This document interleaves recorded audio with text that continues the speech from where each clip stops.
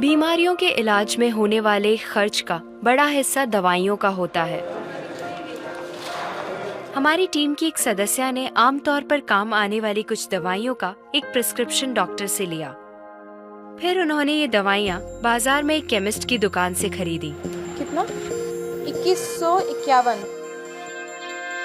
और यही दवाइयाँ उन्होंने जेनेरिक मेडिसिन्स की दुकान से भी ली। कितना हुआ इसका? 354। दवाइयों की कीमत में जमीन आसमान का फर्क दिखाई दिया। राजस्थान में कम कीमत में मिलने वाली इन जेनेरिक दवाइयों की शुरुआत की चित्तौड़ के पूर्व कलेक्टर डॉक्टर समित शर्मा ने।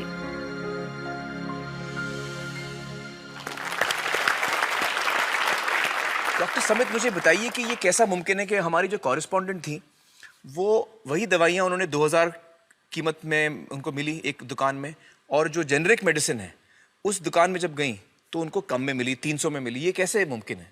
ठीक इसी समय प्रतिक्षण प्रतिपल एक ट्रेजेडी हमारे चारों ओर घट रही है। अर्थक्वेक की या कोई सुनामी की बात करें, उसमें जितने लोगों की जानें एक दिन में जाती हैं, उससे ज़्यादा जानें प्रतिदिन इस ट्रेजेडी की वजह से जाती है। वो क्या ट्रेजेडी है? वो ट्रेजेडी ये है साहब कि जो दवाइयों की जो वास्तविक कीमत है वो तो बहुत ही कम है, पर जो दवाइयाँ हम जब बाजार से खरीद के लाते हैं तो हमें वो 5 गुना, 10 गुना, 20 गुना, कई बार तो 50 गुना से भी ज़्यादा दामों पे हम उसको खरीदते हैं।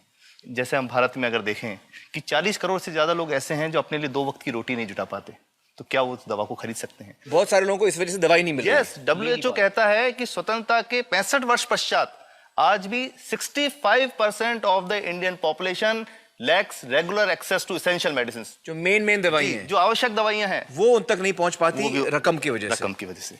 मुझे बताइए कि ये जो जेनेरिक मेडिसिन जो हम कहते हैं, अभी ये अंग्रेजी का शब्द है, इसको हिंदी में कैसे समझाएं? मैं आपको बहुत सरल भाषा में बताता हूँ। हाँ। तो ये जेनेरिक नाम जो दवा का जो मूल सॉल्ट है, जो इसके अंदर जो दवा है उसका नाम है, केमिकल नाम, उसका केमिकल नाम है। अब जैसे और उदाहरण अगर सरल करके बताएं इसको, तो जैसे ये लड़की दुबली पतली सी नजर आती है, तो मैं अगर डॉक्टर हूं हाँ। तो मैं इसको ये कहूं 1 गिलास दूध सुबह 1 गिलास शाम को पिया कर।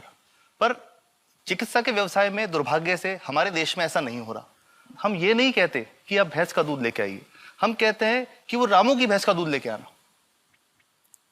यही ब्रांडिंग है। ये जब उसकी दुकान पे जाती है वो कहता है 500 रुपए लीटर है, लेना है कि नहीं लेना। तो जो 30 रुपए की चीज है वो 500 रुपए में मिलती है। तो अगर मैं डायबिटीज की दवा ले रहा हूँ और अगर मैं ब्रांडेड दवा लेता हूँ तो मुझे कितने की पड़ेगी?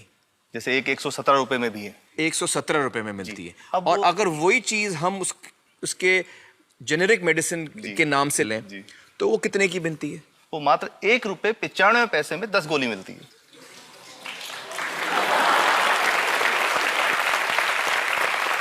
और दोनों गोलियों में कोई फर्क नहीं है किसी किस्म का? 100% समान, क्योंकि इसकी उत्पादन लागत ही इतनी है। उसका मैन्युफैक्चरिंग, पैकेजिंग, ट्रांसपोर्ट, रिटेल जो उसके मार्जिन जो हैं, जो हमारे ज्यादा वो सब मिला करके उतने की ही पड़ती है।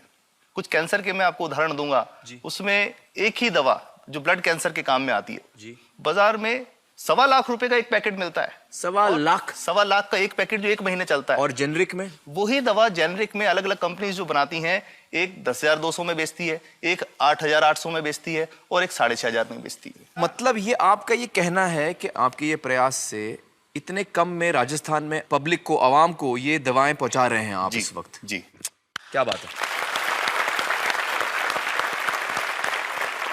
मेरा ये सवाल है कि डॉक्टर्स जो हैं वो हमारे पर्ची पर जी जेनेरिक नाम क्यों नहीं लिख के देते? क्यों लिखते हैं वो ब्रांडेड? जाने नहीं देंगे बाहर फिर? नहीं, सब जाने देंगे। जब एक नया मेडिकल प्रैक्टिशनर जब प्रैक्टिस शुरू करता है तो उसके पास जो कंपनी के जो मेडिकल रिप्रेजेंटेटिव्स होते हैं, सेल्स बढ़ाने का उनका काम होता है, मार्केटिंग प्रिंसिपल के हिसाब से सेल्स एजेंट होते हैं बेसिकली। फिर वो कहते हैं कि साहब आप हमारी जो दवा है यही लिखना, ये बहुत बेहतर दवा है, इससे मरीज ठीक होगा। और उनको डॉक्टर्स को लिखने के लिए उनको प्रेशराइज किया जाता है, उनको टेम्प्ट किया जाता है। तो ये इसमें बहुत बड़ा कारण है जो दवा की कीमत को उसकी वास्तविक कीमत से 5, 10 गुना, 20 गुना तक बढ़ा देता है। एक बहुत बड़ा कारण है, क्योंकि हमारे पास जब हम टेंडर करते हैं तो बहुत सारे कंपनी वाले आते हैं, जो भारत की जो सबसे बेहतर कंपनियां, जिसके भी नाम, वो रेपुटेड कंपनियां जिनके नाम आप ले सकते हैं, वो सभी हमें वो उसको जो 70 रुपए की है उसको 2 रुपए में, 5 रुपए में दे रही है, 30 रुपए की दवा 2 रुपए में दे रही है। इतना ज्यादा फर्क। तो कंपनी तो दे सकती है और देना चाहती है और हमें देती भी है इतनी कम दामों में, हमें दे रही है ना, ये संभव तो है। अच्छा, मैं आपको बताऊंगा कि भारत से हम लगभग 45,000 करोड़ रुपए की जेनरिक दवाइयां प्रतिवर्ष विदेशों को निर्यात करते हैं। आप भेजते हैं दुनिया भर में जेनरिक, ये जो सस्ती दवाएं हैं आप विश्व भर में भेजते हैं, और हमारे लोगों को नहीं मिल रही। हमारे देश में महंगी है, हमारे देश में महंगी है, और अगर ऐसा है तो हमें कोई ईस्ट इंडिया कंपनी की जरूरत नहीं, हम वापस उसी दिशा में जा रहे हैं। आपने जब ये शुरू किया तो आपको कोई रेजिस्टेंस फेस करना पड़ा राजस्थान में? देखिए, जो प्रयास हम कर रहे हैं ये बेसिकली धारा के विपरीत बहने का एक प्रयास है जी। काफी थ्रेट्स भी हैं, क्योंकि इसमें माफियाज भी हैं, ड्रग माफियाज जो ऑपरेट करते हैं, और हम हमेशा ये बात कहते हैं कि हम 100 साल से भी पुरानी शोषण की व्यवस्था को बदलना चाहते हैं, पर हमने हमेशा डॉक्टर्स को दोषी नहीं माना। जी। सारे डॉक्टर्स बुरे नहीं है, 50-60% तो जेन्युइनली वो चाहेंगे कि गरीबों को कम कीमत पे दवा मिल जाए, वो चाहेंगे। और आज भी ऐसे डॉक्टर्स हैं जो अपने घर से सैंपल्स ला करके अपने जेब से पैसे निकाल के मरीज का इलाज कराते हैं, ऐसे डॉक्टर्स आज भी हैं। बिल्कुल सही। तो मैं इनको एक उदाहरण भी बताता हूँ कि कैसे हमारे जो काम वाली थी उसका बच्चा था छोटा, इंसिडेंटली हम कोई समय छुट्टी मनाने कोई बाहर गए, जब हम लौट के आए 10-12 दिन बाद, तो वो लक्ष्मी के साथ उसका छोटा जो बेटा था राजू, वो भी उसके साथ आता था जब, और मेरे बच्चों के साथ खेलता था, मेरे बेटे के साथ खेलता था। तो वो लक्ष्मी अकेली है, राजू नहीं आया। तो हमने पूछा कि क्या हुआ, तो उसने जो बात बताई कि साहब वो उसको, आप गए थे, उल्टी दस्त हो गया था। उल्टी दस्त की बीमारी के लिए वो जब दवा लेने गई तो केमिस्ट ने उसको कहा कि इसके तो 400 रुपये लगेंगे। तो उसने कहा साहब मैंने खूब मांगा, मेरे पास 400 रुपये मुझे नहीं थे, और मेरा बच्चा रात को ही उसको दस्त आते रहे, वो ख़त्म हो गया। और मैं आपको ये कहना चाहता हूँ कि वो जो दवा लिखी थी कि वास्तव कीमत 1.5-2 रुपये ही है, तो वो बच्चे की जान बच सकती थी। 65 वर्ष के बाद भी अगर कोई बच्चा उल्टी दस्त से मर जाए तो मैं नहीं समझता इससे शर्मनाक बात कोई हम लोगों के लिए हो सकती है। और सबसे बड़ी बात कि इसे आसानी से बदला जा सकता है। हमें सबको एक समन्वित, एक संगठित प्रयास करने की जरूरत है। ये तो कुछ भी नहीं है, कोई नई फैक्ट्री खोलनी नहीं, कोई नई दवा नहीं बनानी, ये